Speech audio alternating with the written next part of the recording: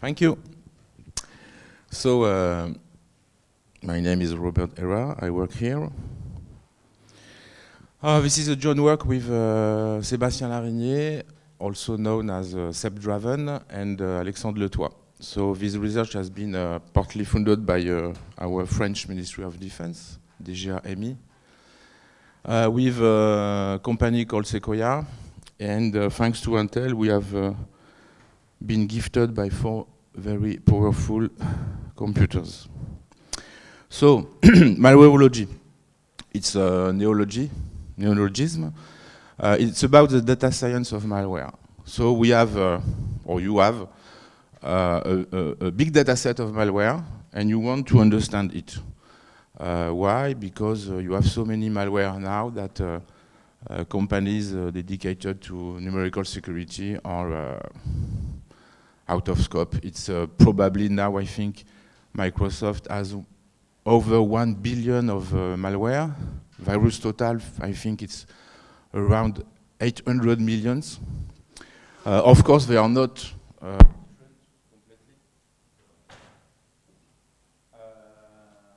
So what do you want to do? Sorry. You want to analyze a specific malware. You want to understand which difference you have between 2 malware. Sometimes you want to clusterize, so you want to compute a clusterization. We will see what it means exactly. You want to classify, you have clusterized your data set, so you have a new malware. You want to understand quickly, is it really new? What is the percentage of novelty? You want sometimes to understand if your specific file is a malware or not. Hopefully, one day, I hope we will be able to find shared code between malware to understand what I call now the social network of malware. And the ultimate goal would be to make a phylogeny of all known malware, which currently is out of scope. So, in this presentation, I will present what we have done with some million of malware, exactly 2 million, with no information at all. So we have received a hard disk with 2 million of malware. We have decided to clusterize them. We call the malware dataset our blob because it's strange. You have a lot of very strange files. We want to cluster quickly, of course, and we want, the main objective is scalability. The initial question was, are you able to clusterize 100 million of malware in less than 2 months, of course, and using only or mainly open source tools. So we have used, of course, Scikit, and some new open source file like PE2JSON, which has been developed specifically. You can find it on the web. Developed by Sébastien Larigné. All references are at the end of the file, and it will be on the website.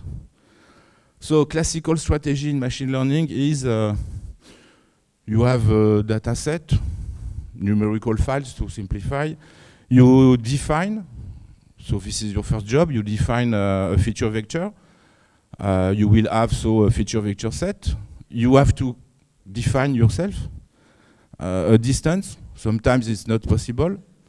When you have what we call binary components and numerical components like entropy, it's a little bit difficult to use only a Euclidean distance.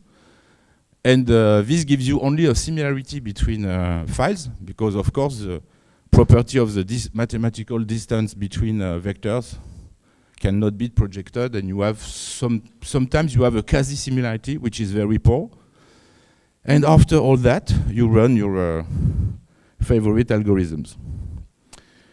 So we have begun to use static analysis. So when we have tried the known parser like PeerFile, some surprise. For example, you have some names of sections that crash the parser. So we have decided to write our parser.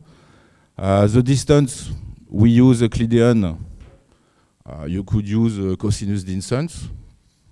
You can define your own distance. And the first algorithm we have used is k-means and dbscan. dbscan is very powerful, but it does not scale. If you try to use dbscan with 1 million of vectors, you have to wait a long time. And k-means has another problem. You need to know the number of clusters, which sometimes can be very difficult to understand. So you can use the elbow method, which means you will run k-means 10 times, 100 of times. If each run costs 1 hour, you have to wait for a large number of hours. And you have to optimize everything. You have to optimize the code, the algorithm. For example, you have a lot of options in the k-means developed for scikit, which is probably the best version you can find. But you have a lot of options, and you have to try a lot of options. And you have to normalize correctly your feature vector set because it's mandatory. So this is what we call our first computation pipeline. You have our blob. You use your parser or another parser. You get a set of JSON files. You extract the feature vector. Technically, you will use a matrix. I will talk about sparse matrices after. You normalize, and only after that, you can use your favorite machine learning algorithms. Just between the first day we have received our blob and the first day we have been able to execute the first machine algorithm, 6 months to understand, to try. So it's not easy. You have a lot of problems to solve. First, and this is the real case with some of my colleagues, you have to remind you to refresh a little bit of maths. This means entropy, some statistics to normalize. For example, you have to choose a normalization function. You have to understand a little bit of numerical linear algebra, optimization algorithm, and so on. If you don't do this, probably your results will be only garbage. You have to understand your data to be able to understand your results. The feature vectors, unfortunately, there is no universal representation. We have decided to use static analysis, but if you read all papers, and we have tried to do this about just clusterization of malware dataset, you will never find two identical feature vector. One of the datasets we use now is called Ember. They have a vector of 2,352 components, but they don't give you the files. They only give you the JSON file, which is a good idea. The parser, you really need a very good parser. And if you want to change, for example, from PeerFile 64 bits to Android malware, you will need a specific parser for your Android files. And just some examples. Malware are written by people, bad guys, they say in US. They try a lot of things to be hidden. So sometimes they put strange characters in the section names, and it will crash a lot of parsers. It's not a strong problem, but you have to understand this. These files are not dedicated to your research or to your work. They are dangerous files. For example, we have found a PeerFile file with 0 sections, which for me was impossible, but no, they are able to do this. So you want to count the number of sections, and the answer is 0. You need a distance. Okay, I already said that. You cannot compute all distances between files. For 1 million of malware, you will need to compute 10 power 12 distances. Okay, you can have a very powerful cluster of computing, but it's difficult. Algorithm, what is the best clustering algorithm? It does not exist. From my point of view, it does not exist. The problem is when you run, for example, k-means, it will always give you a result. It has been developed to give a result. Even if your data set is completely strange, you have no cluster, but it will give you a result. So be careful with the what we call in French interpretation of the results. And sometimes you will decide some strange things. For example, we have decided to use k-means as the first algorithm. It gives you big clusters, and after, for each cluster, we use dbScan, which is not classical, but very, very efficient. Deep learning, we have tried, and we are still working on it. It's curious because it's very easy, because scikit is very well done. It's very easy using PyTorch, Keras, TensorFlow. It's very easy to develop a neural network, for example. But if you try, for example, to give as input your binary files, you will have nothing. It's files are packed, partly encrypted, and so on. But you can change. For example, we have tried to use as input, in fact, our feature vectors, which looks better. And graphs, we have decided to use graph. By the way, we have developed a new clustering algorithm to solve the problem of k-means, because we were really unable to find a good approximation of the number of clusters. So we have decided to develop an algorithm that computes alone the optimal number of clusters. And we have projected on our problem the Louvain method. Who knows the Louvain method? Yeah. The Louvain algorithm is probably the fastest algorithm to compute what we call communities in a graph. Community in a graph is, in fact, a cluster of nodes. It's the same idea. It's a subset of the graph where the nodes are really connected to each other and not really connected to other nodes. But you cannot compute the full graph, the complete graph, so it's another problem to solve.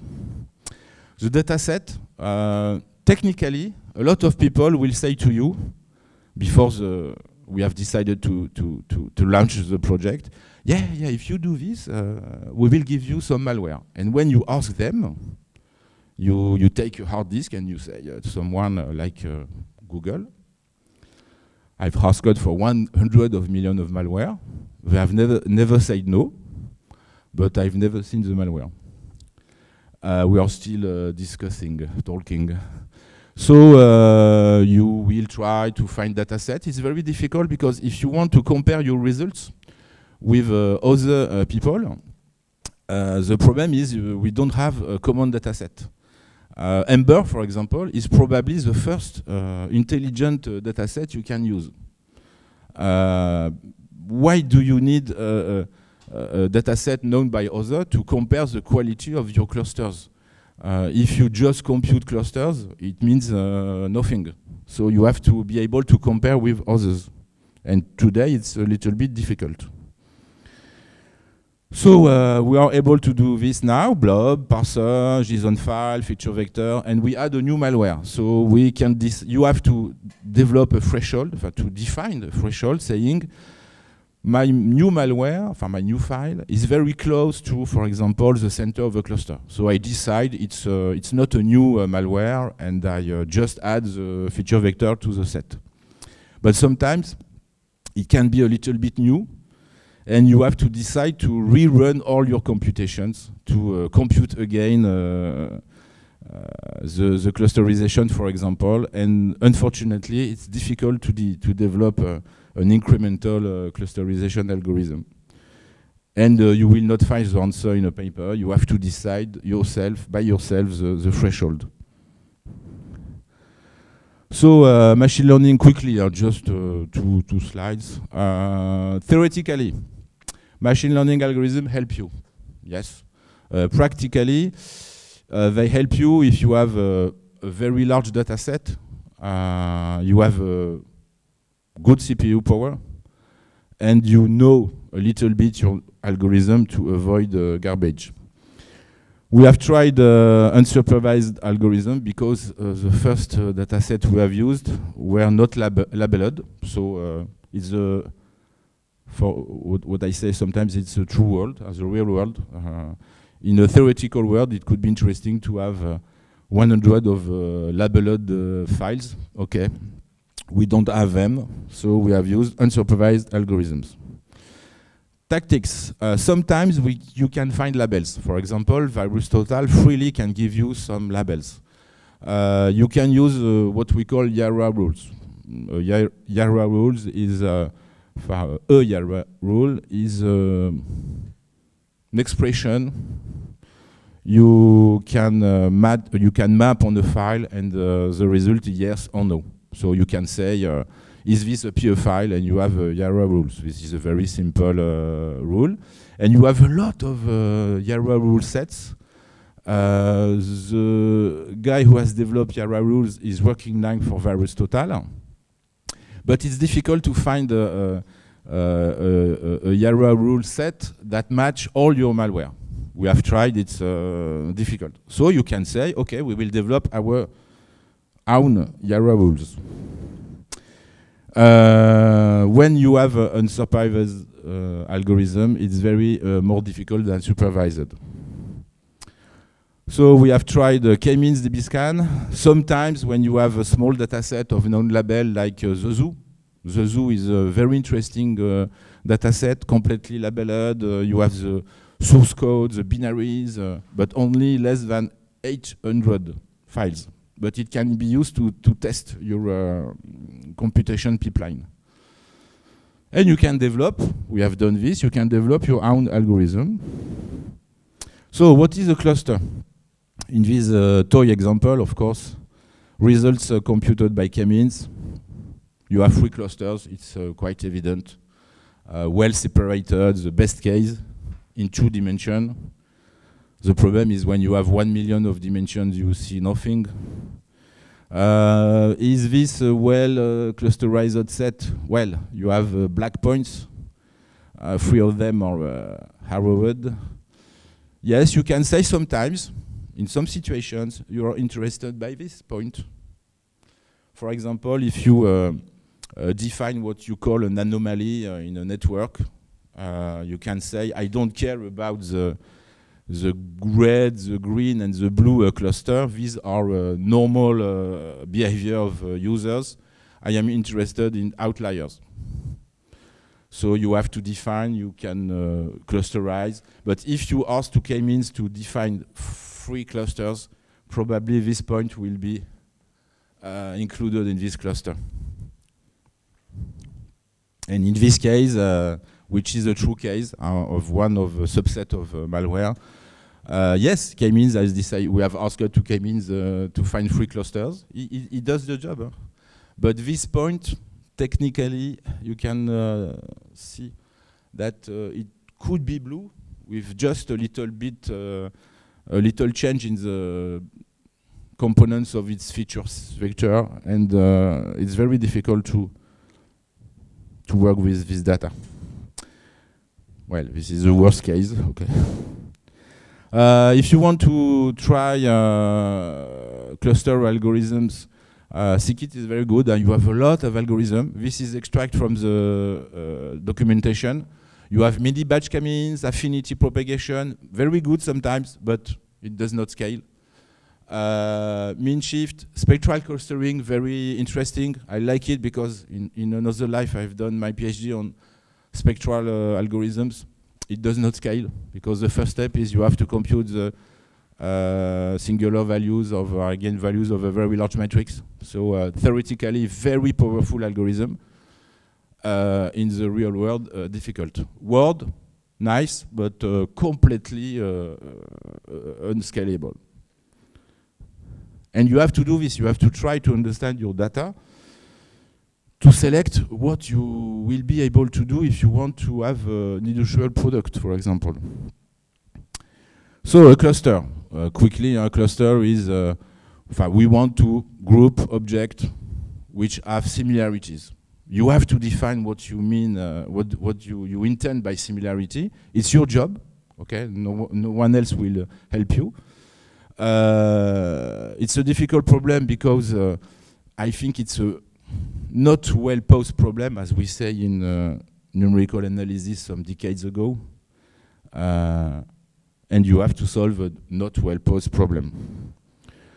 So, to classify difference between, in English, because in French it's a little bit different, you have a clusterization. To classify means I take a malware, I take an object, and I want to decide in which cluster it will be the best place for it. Formal definition. Clusterization means you have to compute a partition. Okay, this is a true definition. We have decided to use non-overlapping clusterization. If you want to do what we call overlapping clusterization, it's really, really more difficult. It means that a file in our problem can be member of two clusters. Algorithms are a little bit difficult for this problem. So, we want to do all this in a short time and with little memory. Okay, you can buy more RAM. We have done this. Now we have 4 computers with quite 128 gigabytes. Sometimes it's not enough. And so you have to optimize everything.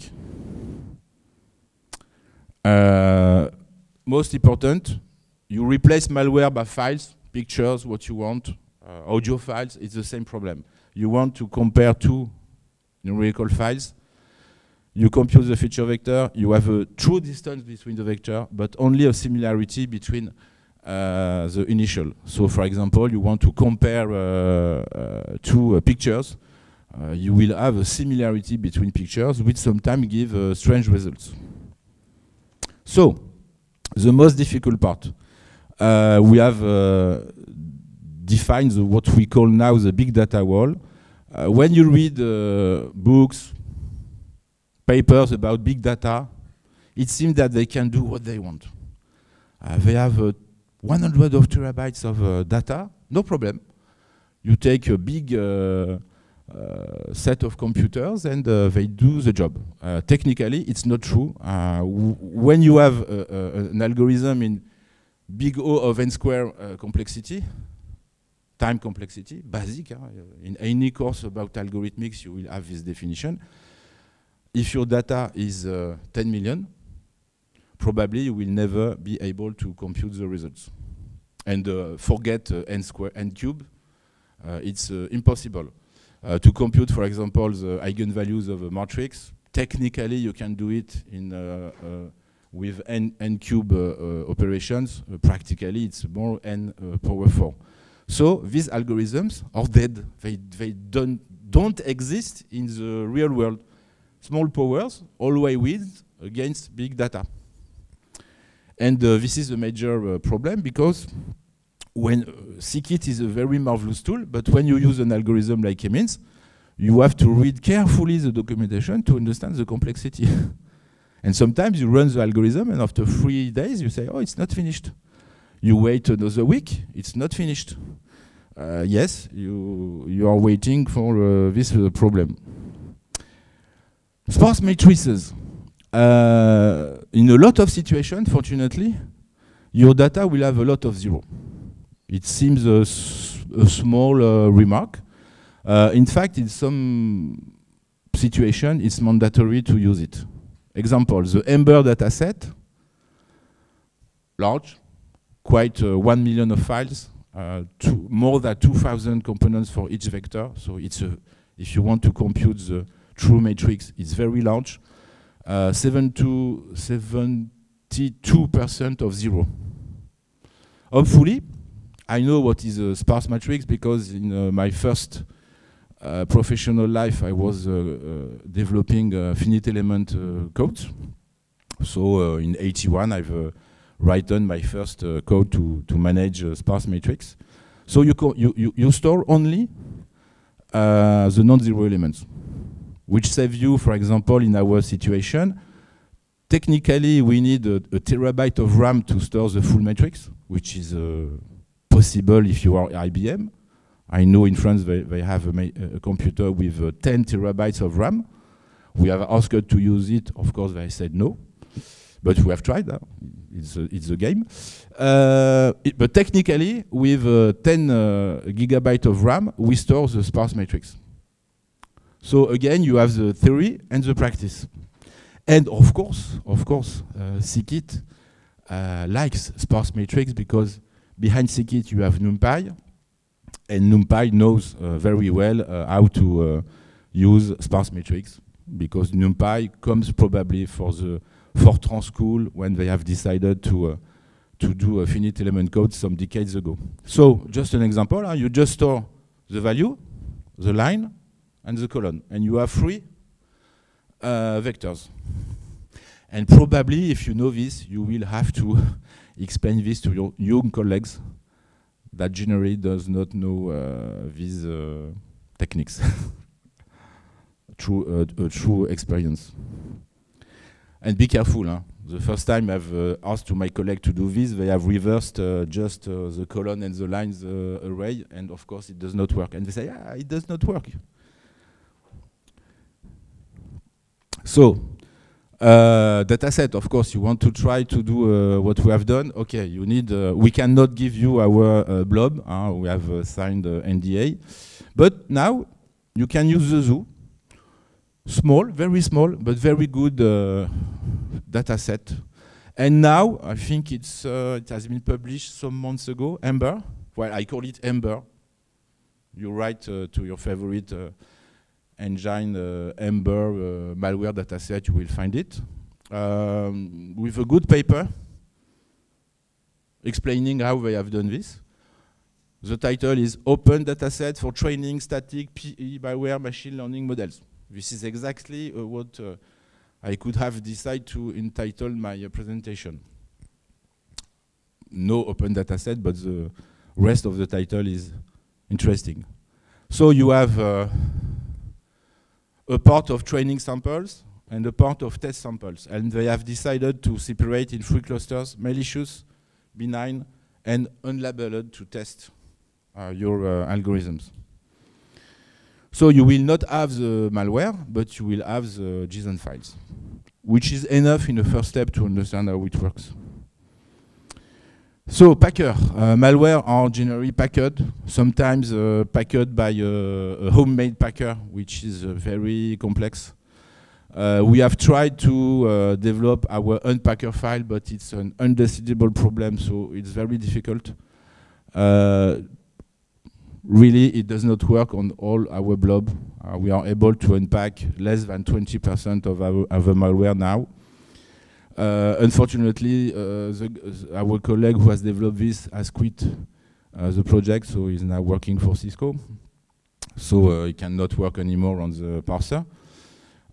So technically, we have decided to, in the first step, to take the packed malware and to take the results of the parser. Technically, if all malware are packed, you can still have interesting results.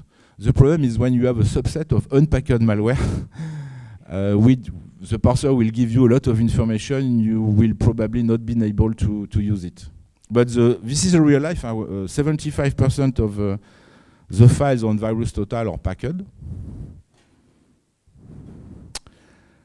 Fuzzy Hatch, I switch this. Architecture. So our computer, 4 computer. In the first step, 64 bits of gigabytes. 4 processors by computer. So we have globally 88 cores, and really we have used it a lot. Technically, we were able, the first time we have used k-means on the first computer, 3 weeks to have the results. Well, it was a test. Now we can have the result in less than 10 minutes, but we have optimized everything. So we use Redis, we use JSON file, and so on. This is a global view, a very global view of what we call our architecture. And of course, this is not difficult to do this. The problem is this, and to use Scikit to cluster, to have interesting results. Again, the problem is not to have results. Everybody is able to do this. We want interesting results. So we have computed a lot of information, which is a view of what we call our feature vector. So the hash, just to compare quickly identical files. You can have identical files. The size of the files, the number of sections, the size of the sections. The number of sections initially was not something we were computing, but when we have seen the difference between sections, we have a number of sections between 0 and 90. We have a file with 90 sections. It's a malware, so they do what they want.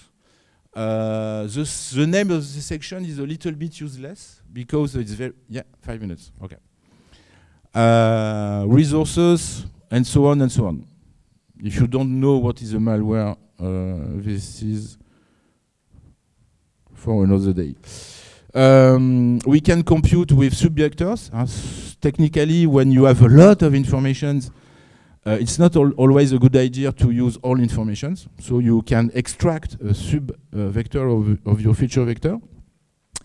And some results. Number of sections, more than 8 million. Number of different sections, less than 3 million. Number of different section names, less than 100,000. Minimal number, 0. Maximal number, 90. We have a section empty, which is very annoying for parsers. And something we have not understood, a section with this size, I've said it's probably a joke because it's exactly 2 power 32 minus 2 power 9. So I think it's a joke. They like jokes. People that develop malwares like jokes. So an example, you will, it's very difficult to read it. Size of k-means cluster, okay. Some experiment we have done. The number of sections by malware, you can see something strange. For example, we still don't understand this. It looks like a bad Gauss curve. Top 10 clusters. So matching Yara rules. So this is for us very good. We have a big cluster, and quite all members are matched by at least one Yara rule we have. So this means for us it's a good cluster. So you use k-means. After you can use dbscan, and you have what we can call subcluster. Okay, -1 means outlier. The dbscan has decided that this is garbage. Some results where we are now able to find a cluster with the same version of Packer. Interesting. Auto means quickly. I will give this picture. So auto means is like Louvain. 2 phases, 2 steps. First, you have a data set. Points or nodes. For us, it's quite the same thing. First idea, you aggregate. It means greedily. It's a greedy algorithm. This is why, because it's very, very fast. If you have a large graph of 1 billion of nodes, it's probably the only algorithm able to compute something. And you have a small graph. So for example, you will decide that these 2 nodes are in the same cluster here. So you have only 1 point that represents this. You do this again. You will say, for example, these are the same, these are the same, and you have only 2. After, you have a criterion to say it's good. And after, of course, you go back to the initial graph, and you will have clusters.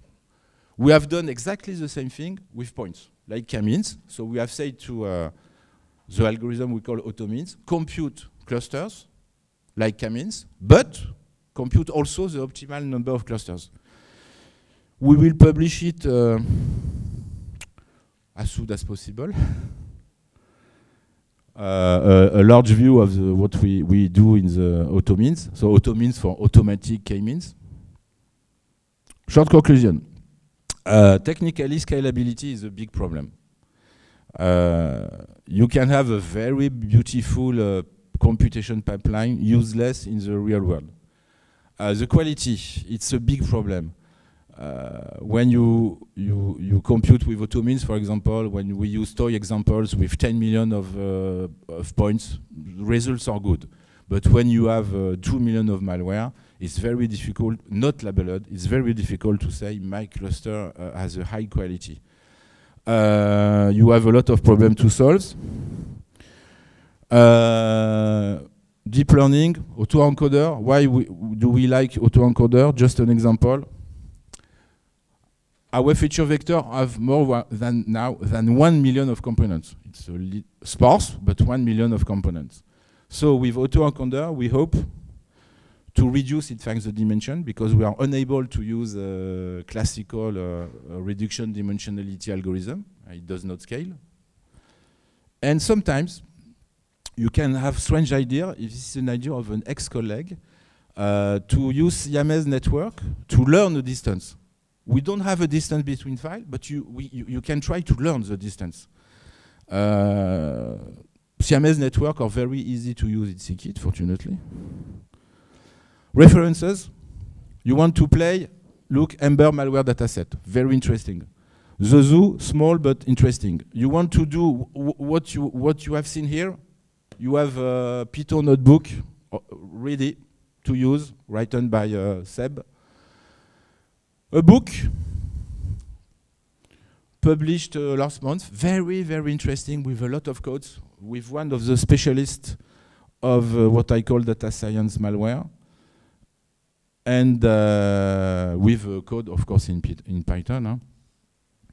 And for people who speak French, the last hors-série MISC about machine learning and security, you will find 6 papers written by our team. Thank you. Questions?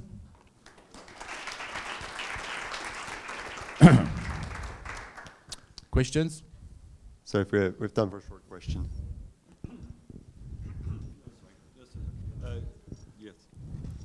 Could you give you an idea of how do you compute a feature vector? It's so the feature vector depends of the blob of your data set. We have a parser. The parser computes the number of sections, the length of the section. You have to decide. We have written our own parser. You can find it, it's here. Okay? Ready to use. So each section in each malware is stored. Information are stored. And we look if it can be found in another file. This is why we have a lot of zeros. This is a common technique. Ember has decided to do something else. But they have also, I think they don't know, but we have decided to explain to the people.